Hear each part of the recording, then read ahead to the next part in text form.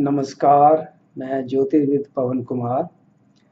आज इस एक छोटे से वीडियो के थ्रू मैं एक महत्वपूर्ण विषय को ले रहा हूँ। विषय है कि ईश्वर प्राप्ति के मार्ग। आमतौर पे लोग मानते हैं कि ईश्वर प्राप्ति के 3 मार्ग हैं: कर्म योग, भक्ति योग एवं ज्ञान योग।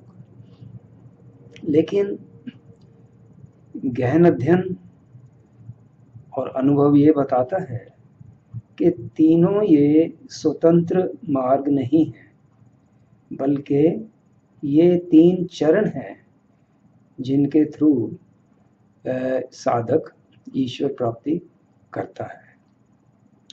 ये एक दूसरे से अलग स्वतंत्र रास्ते नहीं हैं। सबसे पहले है कर्म योग।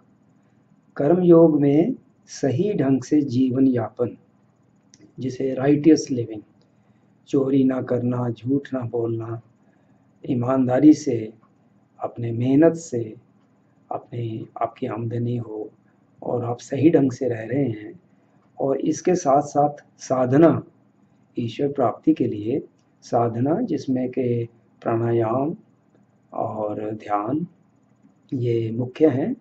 इनका प्रयोग करते हुए आप सही ढंग से जीवन यापन कर रहे हैं, तो ये कर्म योग हो गया। इस तरह से कर्म योग के द्वारा धीरे धीरे जब उसको अनुभव होते हैं प्राणायाम से और ध्यान करने से, कूटस्थ में उसे तरह तरह के आध्यात्मिक अनुभव होते हैं। उन अनुभवों से साधक के मन में सच्ची भक्ति का उदय होता है। ईश्वर के प्रति जो सच्ची भक्ति है, देखिए, ईश्वर प्राप्ति एक अलग चीज़ है। आम तौर पर जो लोग हैं उनको तो इच्छाएं पूरी अपने करने की है कि मेरी ये इच्छा पूरी हो जाए, बड़ी गाड़ी मिल जाए, अपना घर बन जाए, बड़ा घर बन जाए, खूब पैसे आ जाएं।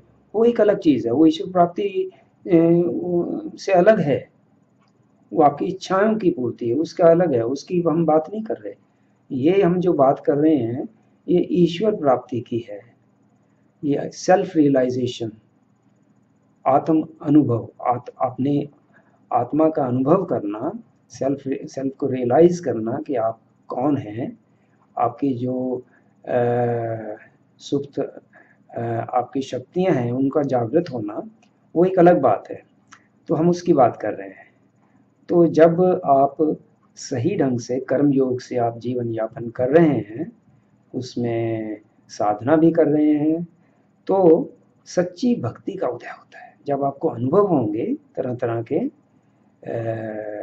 आध्यात्मिक, तो उससे आपका प्रेम प्रभु के प्रति या उन अदृश्य शक्तियों के प्रति जो इस जीवन को चलाते हैं, उनके प्रति आपका लगाव बढ़ेगा, प्रेम बढ़ेगा, और वो एक सच्ची भक्ति है। उस सच्ची भक्ति के थ्रू फिर आपकी जो फाइनल स्टेज है, जिसमें कि आपको सच्चा ज्ञान प्राप्त होगा, वो किताबों से नहीं आएगा, वो आपके अंदर ही प्रकट होगा। ध्यान में, ट्रांस के अंदर जब आप ध्यान में जाएंगे तो उसमें सच्चे ज्ञान का उदय होगा, और उस सच्चे ज्ञान से ही फिर फाइनल ईश्वर प्राप्ति होगी, मुक्ति होगी। इसलिए ये तीनों स्वतंत्र मार्ग नहीं है जैसा कि आम लोग समझते हैं। धन्यवाद। आशा है कि आपको ये वीडियो अच्छा लगेगा। इस वीडियो को देखने के लिए शुक्रिया। धन्यवाद। बाय।